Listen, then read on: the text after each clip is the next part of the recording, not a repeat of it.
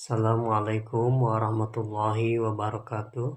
Bagaimana kabarnya kalian semua? Mudah-mudahan dalam keadaan sehat walafiat. Untuk kelanjutan pembahasan pendidikan kewarganegaraan kelas 10 yaitu berkaitan dengan kemerdekaan beragama dan kepercayaan di Indonesia.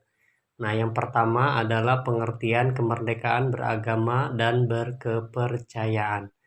Kemerdekaan beragama dan berkepercayaan mengandung makna bahwa setiap manusia bebas memilih melaksanakan ajaran agama menurut keyakinan dan kepercayaannya. Nah, untuk pasal-pasal berkaitan dengan kemerdekaan beragama dan kepercayaan di Indonesia dijamin oleh Undang-Undang Dasar 1945 dalam pasal 28E ayat 1 dan 2. Di antaranya adalah sebagai berikut. Yang pertama adalah setiap orang bebas memeluk agama dan beribadah menurut agamanya.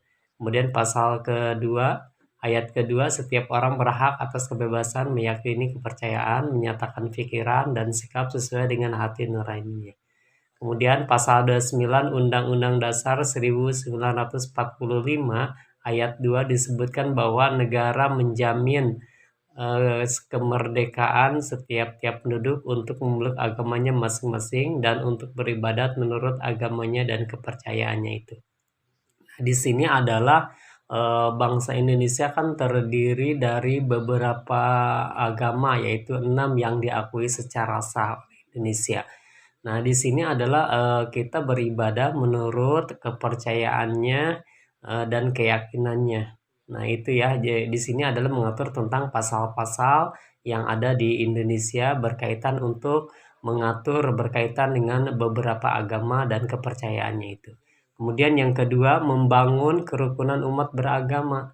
Bagaimana membangun kerukunan umat beragama? Di sini ada 3 konsep. Yang pertama adalah kerukunan internal umat berseagama, kerukunan antar umat berbeda agama, dan kerukunan antar umat beragama dengan pemerintah. Kemudian yang selanjutnya adalah sistem pertahanan dan keamanan negara Republik Indonesia. Yang pertama, substansi pertahanan dan keamanan negara Republik Indonesia. Nah, di sini diatur pasal 30 ayat 1 sampai dengan ayat 3 Undang-Undang Dasar 1945 yang menyatakan 1. Tiap-tiap warga negara berhak dan wajib ikut serta dalam usaha pertahanan dan keamanan negara. Yang kedua, usaha pertahanan dan keamanan negara dilaksanakan melalui sistem pertahanan keamanan rakyat semesta oleh TNI dan kepolisian sebagai kekuatan utama dan rakyat sebagai kekuatan pendukung. Yang ketiga, TNI terdiri atas Angkatan Darat, Angkatan Laut, dan Angkatan Udara sebagai alat negara bertugas mempertahankan, melindungi, dan memelihara keutuhan dan kedaulatan negara. Kemudian Undang-Undang Dasar 1945 memberikan gambaran bahwa usaha pertahanan dan keamanan negara dilaksanakan dengan menggunakan sistem pertahanan dan keamanan rakyat semesta atau disingkat Sishan Kamrata. Nah, sistem pertahanan dan keamanan negara yang bersifat semesta bercirikan yang pertama adalah kerakyatan, kesemestaan, yang ketiga adalah kewilayahan.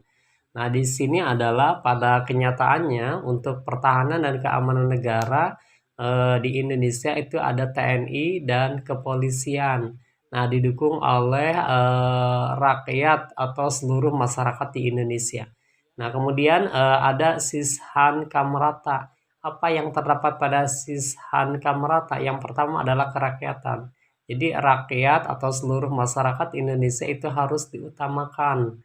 Nah, yang kedua adalah kesemestaan. Semesta ya, dari Sabang sampai Merauke.